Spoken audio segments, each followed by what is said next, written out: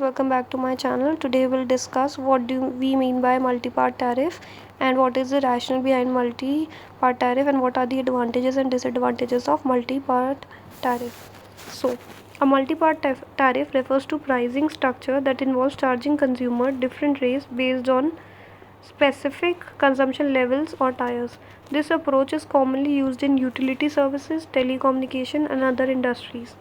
There are typically multiple components or tiers in a multi-part tariff. Components क्या देखो, एक fix charge है, एक ये फ्लैट फी हो. It is a flat fee that the consumer pay regardless of their usage. एक जैसे supposedly entry fee भी होती है, अगर हम किसी फेयर की बात करें तो एक एंट्री फी देनी पड़ती है. This covers basic service costs and infrastructure maintenance.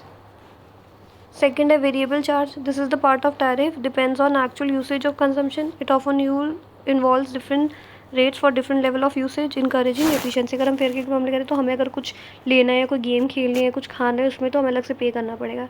एक एग्जांपल, या इलेक्ट्रिसिटी की चार्ज करें तो इलेक्ट्रिसिटी में फिक्स चार्ज लगता है जो तो हमें देना ही पड़ेगा. और वेरिएबल चार्ज होता है तो पर यूनिट हम कंजम्पशन करते हैं उस हिसाब से जो रेट चार्ज होता है वो हमें देना पड़ता है. ठीक है. Next is peak end off peak pricing. So some multi-part tariff include peak and off-peak rates where higher charges may apply during the periods of high demand to encourage consumer to shift their usage to off-peak times. तो अगर peak demand होगी तो उस time ज़्यादा charge लगेगा, तो इसी वजह से लगता है ताकि लोग जो है अपनी डिमांड शिफ्ट करें ऑफ पीक टाइम्स में.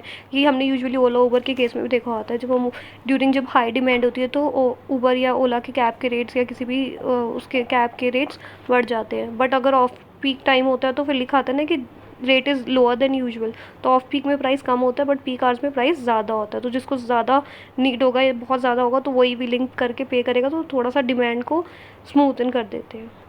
Next is volume discount. Consumer may receive discounts as they surpass certain consumption threshold, incentivizing higher usage but at a reduced per unit cost.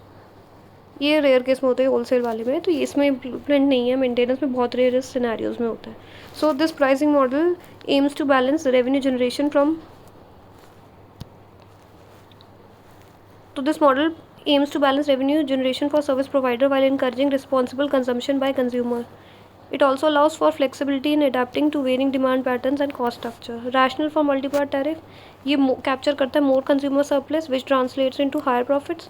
ये more profitable है than linear tariff. एक similar rate of tariff जो लगे हर चीज़ पे, उससे ये better है. That is it guys. Thank you guys. Do like, share and subscribe my channel and do comment which next topic you want me to prepare a video for you guys. Do subscribe my channel. Thank you.